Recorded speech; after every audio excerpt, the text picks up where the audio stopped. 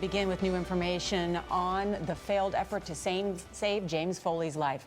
American Special Operations Forces tried to rescue the American photojournalist less than 2 months before the terror group ISIS executed him. The U.S. commandos killed several ISIS militants on the ground in Syria, but they did not find Foley and other captives.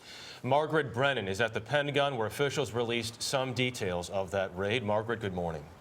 Good morning. Well, the operation was carried out in early July. It involved air and ground forces who tried to find and free a handful of Americans being held hostage.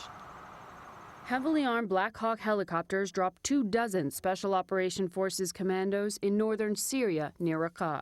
The hostages, including 4 Americans, were thought to be inside an oil refinery in the area, which is controlled by ISIS. But when the team swooped in, the prisoners were gone. The soldiers exchanged fire. 1 American commando was injured. All flew to safety. The U.S. believed that journalist James Foley and Steven Sotloff were being held together, based in part on information provided by freed hostages who had seen them in captivity. U.S. officials admit that the covert mission was based on good but not great intelligence. President Obama authorized it because the hostages were thought to be in peril.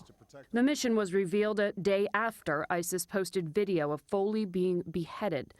The exact location of the remaining hostages remains unknown. Another rescue attempt is unlikely.